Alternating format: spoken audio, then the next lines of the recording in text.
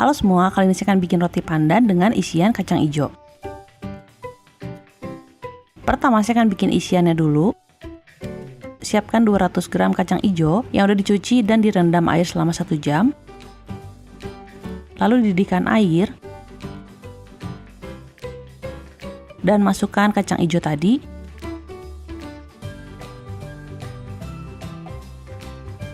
Ini akan saya masak dengan hitungan 5, 30, dan 7. Masak sampai air mendidih kembali. Lalu tutup dan masak selama 5 menit. Setelah itu matikan api dan diamkan 30 menit. Setelah 30 menit nyalakan lagi apinya.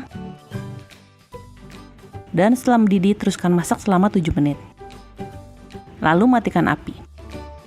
Ini bisa langsung dipakai, bisa juga didiamkan lagi 30 menit kalau mau lebih empuk.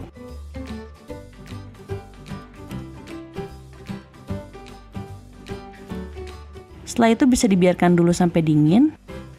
Masukkan ke dalam food processor. Ini kalau nggak ada bisa diulek dulu atau dihaluskan dengan blender. Tapi biasanya kalau pakai blender butuh air lebih banyak. Tambahkan 65 ml santan kental, saya pakai 1 bungkus santan kemasan yang kecil, dan haluskan. Kalau berat ini bisa ditambahkan air supaya lebih mudah menghaluskannya. Ini saya tambah sedikit demi sedikit, tapi kalau mau langsung juga boleh. Saya total airnya ini 180 ml, lalu haluskan.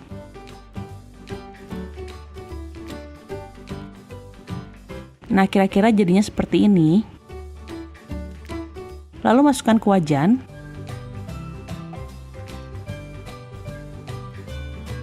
Tambahkan 120 gram gula, tapi kalau nggak mau terlalu manis bisa dikurangi sampai 100 gram.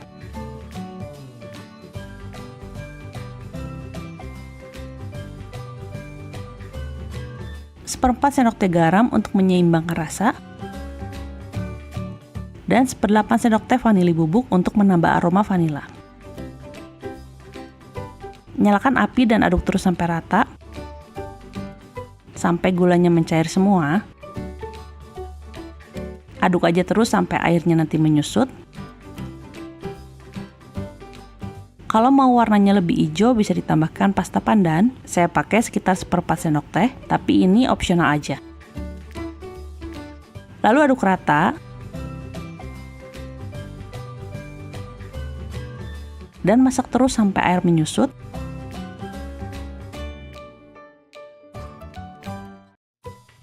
Dan nanti isiannya gampang untuk dipulung. Setelah itu biarkan dingin. Dan ternyata isiannya ini cuma terpakai setengahnya aja, jadi bisa dibikin setengah resep aja. Nanti takarannya bisa dilihat di description box. Selanjutnya untuk adonan rotinya, siapkan 200 gram tepung terigu protein tinggi. Di sini saya pakai cakra kembar. Saya akan ayak dulu.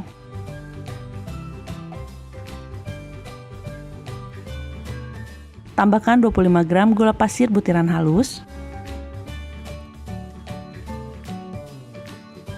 Tambahkan juga 1 sendok teh ragi instan.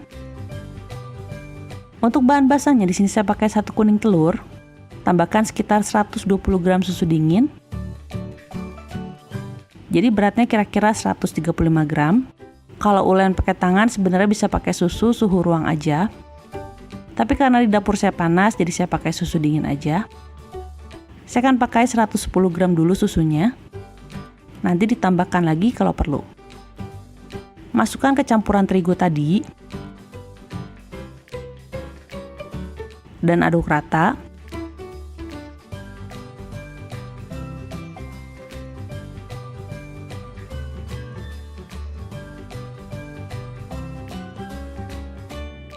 Uleni sampai adonan rata dan gak ada bagian yang masih basah, sementara bagian lainnya masih kering.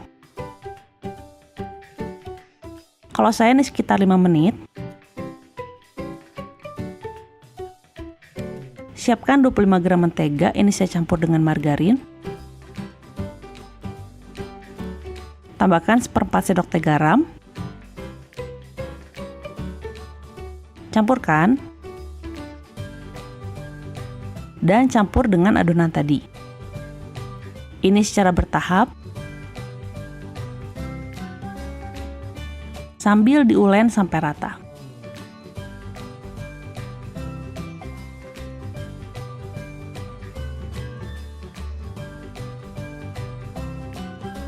Kalau mentega udah tercampur rata, sekarang saatnya mengulen adonan.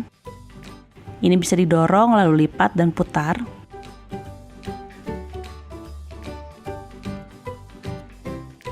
Oh iya, tambahkan juga 1/4 sendok teh pasta pandan. Ini seharusnya udah dicampur dari awal tadi, tapi saya lupa.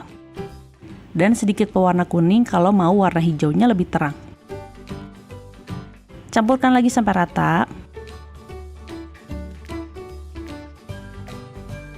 Dan uleni lagi adonannya. Ini kira-kira bisa 20 menitan, tapi bisa lebih atau kurang.